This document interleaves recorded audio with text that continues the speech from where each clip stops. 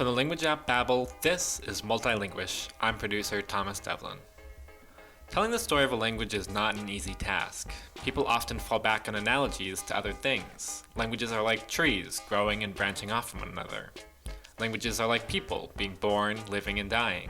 Languages are like organisms, evolving and adapting to their circumstances. But really, languages are unlike anything else.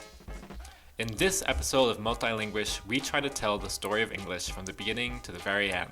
We can't cover every detail, after all it's a millennia-long history, but we cover the 5 biggest stages of the English language from its birth to today. Along the way, we explore how languages grow and change, and how English went from near extinction 1,000 years ago to being the most spoken language in the world. Before we get started, a quick reminder to follow Multilinguish so you never miss an episode.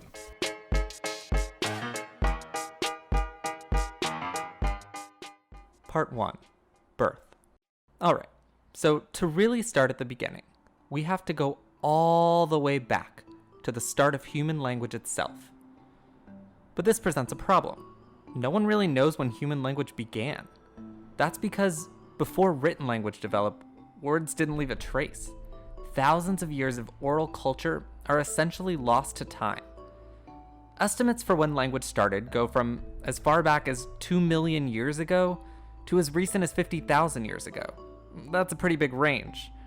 Researchers have hypothesized that the earliest human art or tools could correspond with the earliest human language. The idea behind this is that language would allow human civilization to progress much faster.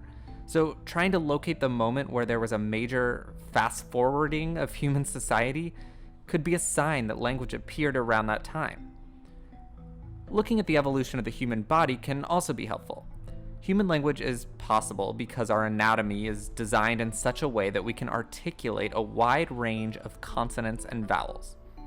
As humans and their ape ancestors diverged, humans stood more upright, and our larynxes dropped in our bodies, creating a complex vocal tract that gives us humans our huge range of voice. That's why we can go up and down, whereas apes are really only able to scream a single vowel.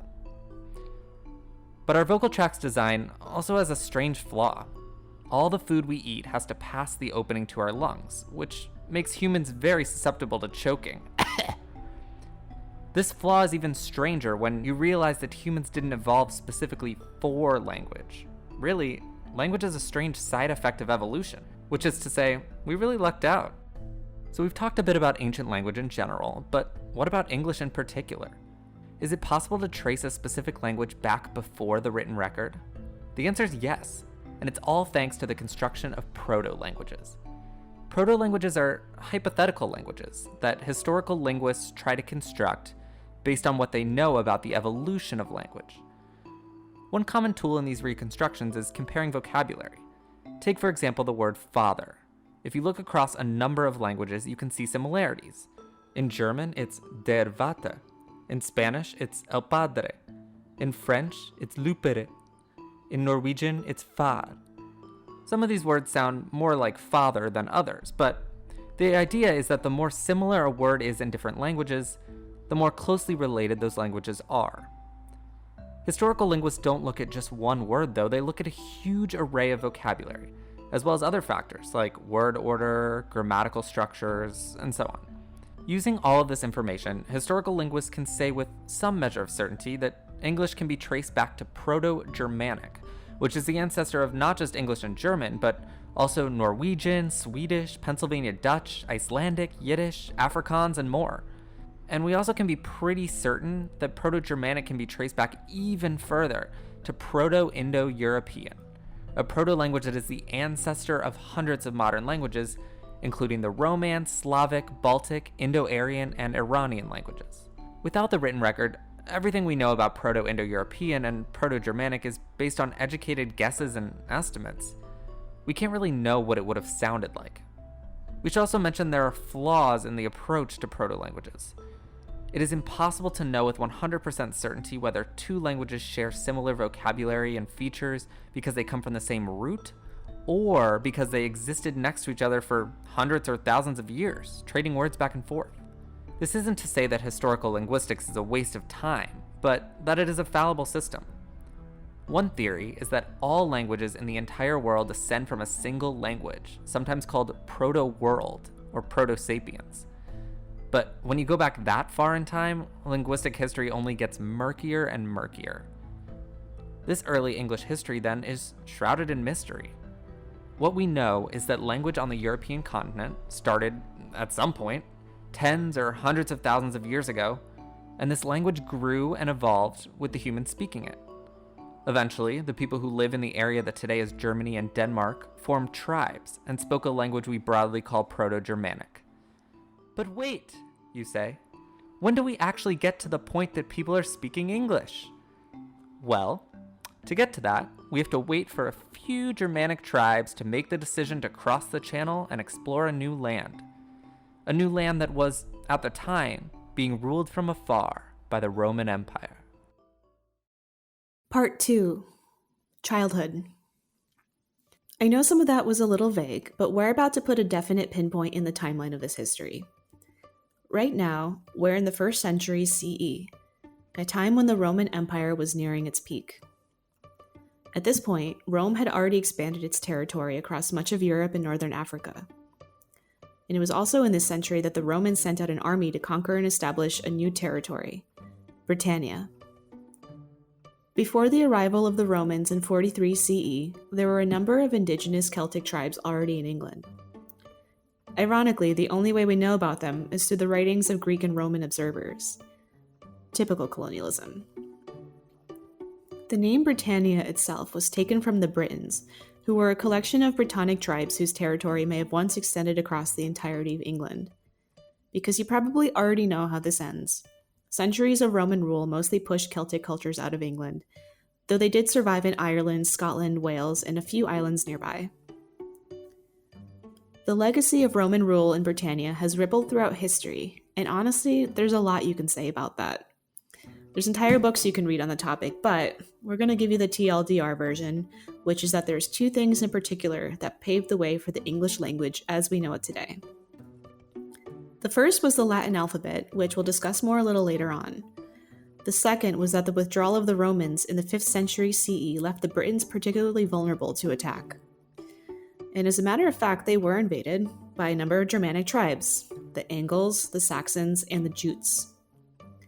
These tribes eventually replaced the old dregs of civilization with Anglo-Saxon kingdoms. Old English, which is also sometimes called Anglo-Saxon, was a product of these new kingdoms. What's important to note here is that at the very beginning, Old English was actually a minority language in England.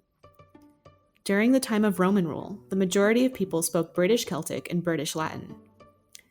However, Latin fell out of use as the Romans left, and so the language of the ruling class became the language of the new conquerors, the Anglo-Saxons. There's some debate as to how exactly Old English came to be the dominant language of Anglo-Saxon Britain. That's because a lot of the time, the language of the dominant class is never really adopted by the common people. But, whether by violence or some other process, Old English slowly spread across the island. Okay, but here's the kicker. One of the most important developments in the language at this time is that for the first time, English was being written down. This is what marks the line between Proto-Germanic and Old English. Sweet, sweet documentation, baby. The oldest English writings are written using Anglo-Saxon runes, which were adapted from Elder Futhark, which itself may have been adapted from the Greek alphabet. The earliest writing in Old English that has been found so far is an Anglo-Saxon rune inscription on a coin that reads, "This she-wolf is a reward to my kinsmen." Look, whatever it takes to keep the homeboys happy. Runes eventually gave way to the Latin alphabet thanks to Christianity. While the Romans may have left England in the 5th century, the religion they left behind would have a lasting impact. The Anglo-Saxon rulers were converted to Christianity, which used the Latin language and, therefore, the Latin alphabet. It should be noted that the Old English alphabet had a few key differences from the modern one that you're familiar with. First of all, it had only 24 letters instead of the modern 26, and the letters K, Q, W, and Z did not exist yet. Instead, they had a thorn, which was a letter that made a th sound, as well as a vowel that combined the A and the E into a single letter that looks, well, like an A and an E squished together. but it's not quite as fancy as it looks. It basically just makes an sound like in cat. Aside from those exceptions, though, you'd be able to at least make some sense of the letters in the Old English alphabet. It's also worth mentioning that spelling was not exactly a science at this point. Without any way to mass-produce texts, there weren't any norms or standards. The people who were literate would simply try their best to make the letters of the alphabet match the way that they pronounced the words. The earliest example of Old English literature is a very Christian text, Caedmon's Hymn. Caedmon was allegedly an illiterate farmer working at a monastery in the 8th century CE. One day, he was struck by divine inspiration to sing a song about the glory of the Christian God and his creations. His song was written down by the Venerable Bede, who was a Benedictine monk at the monastery. Not all Old English writing is Christian, though. Beowulf, probably the most famous Old English text, is an epic poem that tells the fantastic story of a Germanic hero. One forewarning, though. Recognizing the letters is not the same as recognizing the words. So if you do ever try to read Old English on a lark, you'll probably have a really hard time. While a lot of the vocabulary we use today can be traced back to Old English, the words themselves are almost unrecognizable. So you've been warned. That said, the passage of time alone wasn't enough to effect these massive changes. The course of Old English would be changed drastically by yet another invasion. Part 3. Adolescence. There are a few years that are indelibly marked in a country's history. You can say 1776 to an American, and they'll immediately know that you're talking about the American Revolution. In England, 1066 is one of those years, the year of the Norman invasion. And if you're listening to this and already grew up learning British history, you probably didn't even need this whole explanation. To back up, who were the Normans? Despite being at the center of such a major moment in English history, they're not discussed very much today. Their most noticeable legacy might be the region of France where they once reigned, and it's now named after them, Normandy. Normandy had been settled by Norse Viking settlers, who then fraternized with the indigenous Franks, who were a Germanic tribe in the region. They were also majorly influenced by the Gallo-Roman culture, which was a remnant of the Roman presence in Gaul. It's because of this culture that the Normans didn't speak a Norse language or a Germanic language, but instead adapted to speaking Norman French. Norman French is, depending on which definition you're using, either a dialect of French or a Romance language all on its own. It was similar enough to French, however, that the two were mutually intelligible. So, to set the scene of the Norman invasion, Old English was flourishing across what is today England. Enough time had passed that the Anglo-Saxon kingdoms had developed their own dialects of English. The four largest were West Saxon, Umbrian, Kentish, and Mercian. This last one, spoken throughout the Kingdom of Mercia, would be the one on which future Englishes would be based. Even before the Normans, the Anglo-Saxon kingdoms were being regularly invaded.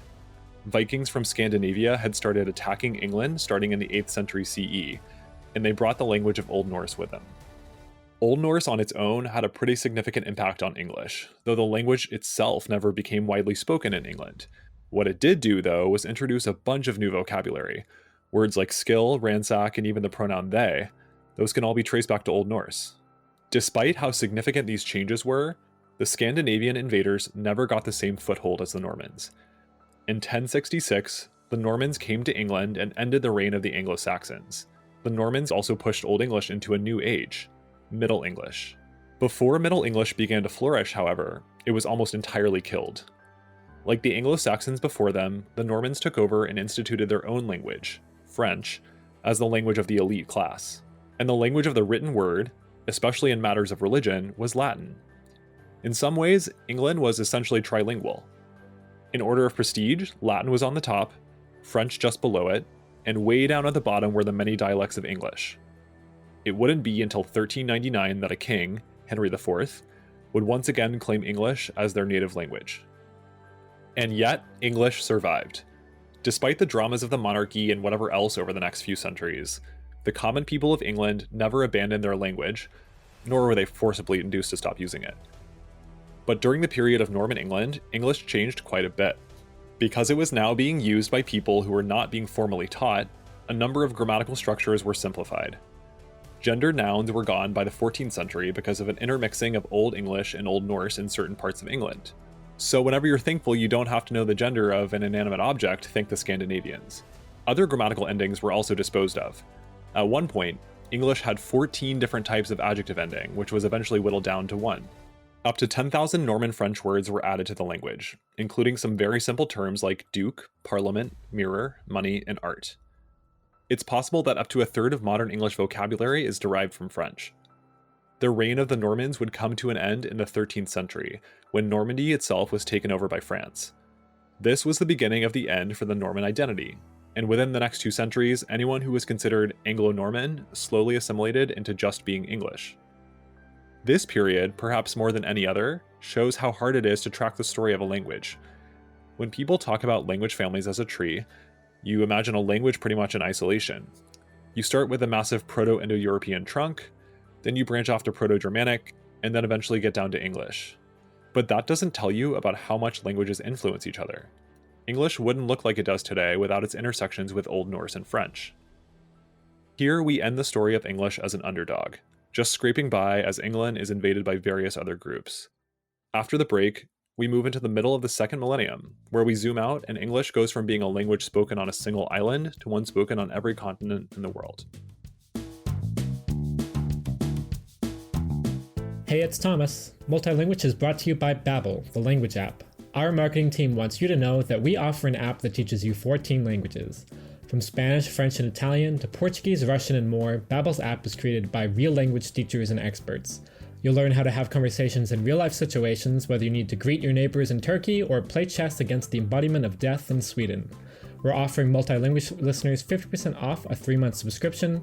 New customers can get this offer by visiting babbel.com/podcast. That's BABBEL.com/podcast. Now, back to the show. Part 4. Adulthood. Our story picks up in the 15th century, which is when Johannes Gutenberg invents the printing press and changes language forever. For the first time, writing could be easily and quickly distributed, and the earliest form of mass media was born. This was most important for language because it meant that at long last, language could be standardized. English dialects in the period of Middle English diverged extraordinarily, which means someone speaking one dialect of English wouldn't be able to understand someone who lived in another part of England. Of course, this didn't matter that much because most people didn't really need to travel or have means to travel to other parts of the country. But now, with the printing press, people from afar needed to have some level of understanding between each other. It would take quite a while for spelling to become as standardized as it is today, though.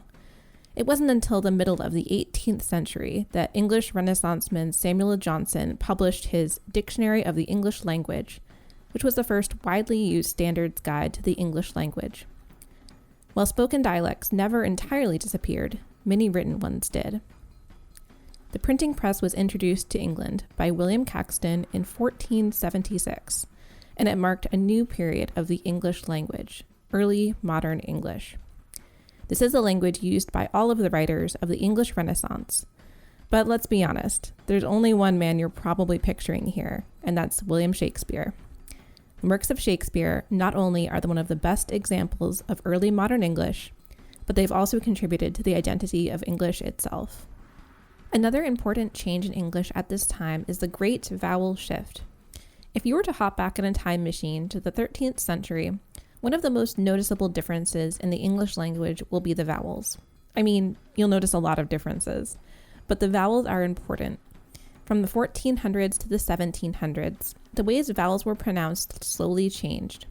For example, the word bite used to be pronounced more like beat, and the word meat used to be pronounced more like mate. No one knows exactly why vowel shifts occur, though part of the reason is simply that English has a lot of vowel sounds compared to other languages. English has 14, while Korean has 10, and Spanish has only 5.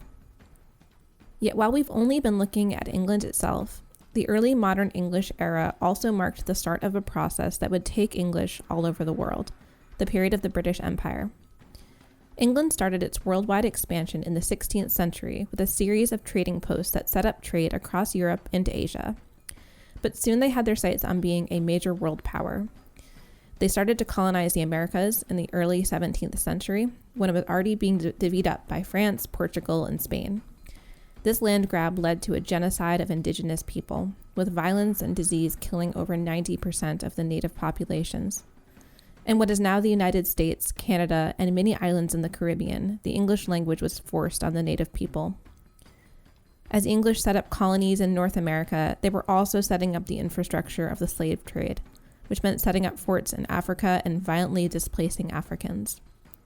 And the Americas weren't the only place where this was happening. By the end of the 18th century, after England lost control over their colonies, they shifted their attention to other parts of the world. In 1783, they started using Australia as a penal colony to send convicted criminals. In the 19th century, the UK's East India Company was pushing into Asia and implementing the British Raj, where England ruled India for a century. And they continued their push into Africa, forcefully taking control of huge swaths of land. And all of this, really, is a part of the story of English. Because while the British Empire expanded, the English language was weaponized as a way to get people to conform. Even England's next-door neighbor, Ireland, became subject to Anglicization, where the English forced the language on the people and attempted to drive the Irish language to extinction, though they were never successful. Even more important is the fact that, while the English language's use rose with the expansion of the British Empire, it didn't retract in the same way. The British Empire peaked in the early 20th century, but after World War II, it quickly shrunk as countries gained independence. But the English language remained, because once a language is forced on a people, it's not so easy to return to how things were before. Languages that were lost remain lost, and even if other languages are still around, it's very hard to re-educate an entire population. And so by the time we reach the 20th century, not only has English gone into the period of late Middle English, it has also permeated global culture in a way that no other language ever has. But what does that mean for English today? Part 5. Today. The British Empire goes a long way in explaining the use of English today, but to really understand how it became a global lingua franca, there's another important piece of the English puzzle, the American Empire. So let's, for a moment, go back to the end of the Revolutionary War. The Americans have cast off the king and are forging an identity of their own. The only problem, the language is the same. They may have gotten rid of the English, but they haven't gotten rid of English. In 1828, a man named Noah Webster released a dictionary to tweak English just enough to give English their own sense of language. He changed the spelling of center so that it ends ER instead of RE. He got rid of the U in words like color and armor. He also had some ideas that weren't as readily accepted, like spelling woman WIMMIN. Then a few decades passed. England and the United States were separated by a massive ocean, so it was only a matter of time for American English to naturally establish itself. And at the same time, the United States became an empire all of its own. Some of the tactics of American Empire were the same as that of British Empire. The United States continued the displacement of native peoples across the North American continent to expand their land holdings, and the United States slowly took control of nearby islands including Puerto Rico and American Samoa. But also, the American Empire was different. The American military didn't always go in and claim ownership over a country, but instead got into complex military interventions all around Central and South America, as well as Vietnam and the Koreas, for a few examples. While the exact practice of these interventions was different, they still completed the goal of spreading American ideas and the English language further. Yet English still probably wouldn't have gotten to the status of today without its complete domination of the various new technologies that were arising. American English was spread using Hollywood movies and American sitcoms. The United States positioned itself as the center of the world, and so English became the most prestigious language to use. There also might have been an element of luck to the timing of the spread of English. During the 20th century, information was moving faster and faster. Planes shrunk the world down to a much more travelable place. And much later, the internet made it possible to send information anywhere in the world at the click of a button. Like never before, a lingua franca was necessary or at least useful to speed information even further. Fields like science and business, which had historically been done in several different languages, converged on English because it was the one language that was spoken in the most places. It might sound a little ridiculous to say that English was spoken by the most people because the most people spoke English, but in a way it's kind of true. It became a sort of self-fulfilling prophecy of a language. The more people who learned it, the more people who needed to learn it, and so on and so on. Today, the English language is spoken by roughly 1.3 billion people. But if you only look at that number, you're missing a lot of the story. First, the majority of English speakers don't use it as a first language. It's a useful tool for many people to speak across cultural lines. If a group of 3 people join together, each from a different country, especially in Europe, English will statistically be the most likely language that all 3 people have in common. And also, English has a huge variety of dialects. Telling the story of English today is incredibly difficult because the language has branched off in so many different directions. In many countries that were previously ruled by the United Kingdom, English has been creolized. That means it may have some English words and grammars, but it's combined with the indigenous languages that are spoken there. The standard Englishes of the United States and the United Kingdom might still set the norm for the world, but these dialects that are growing all over the place might be the real future of the English language. They might even become, given enough time, their own languages. English today is bound up inextricably with its history. For many people in formerly or currently colonized countries, using the language can be a painful choice. The Kenyan writer and academic Ngugi wa Thiong'o, for example, decided to swear off English because of its colonial connections, writing, "We African writers are bound by our calling to do for our languages what Spencer, Milton, and Shakespeare did for English." He argued it was impossible for him to use English to reach his own goals in his writing. On the other hand, the British Indian novelist Salman Rushdie has written that, though English earned its status from its violent history, quote, "English literature has its Indian branch. By this I mean the literature of the English language. This literature is also Indian literature. There is no incompatibility here," end quote. He also points out that because English is a global language, writing in it will give you a better chance of being read than not. Whether or not English is an entirely neutral tool with which to write, it's certainly a way to get published more easily in big countries because it's a majority language. And there are no right answers here, of course. Many have used English to achieve their ends, while many have chosen specifically to avoid it. The presence of English is just impossible to ignore no matter what you do, though. History is always complex, and language history all the more so. Here, we merely skimmed the surface of English, but if there's one thing this history reveals, it's that you shouldn't think of English as a finished story. Within a lifetime, standard English might seem unchangeable, but it's constantly shifting and adapting. New slang comes and goes, new dialects arise, new loanwords are adopted. English might be on top of a socially constructed hierarchy today, but it wasn't that long ago that it was at the bottom.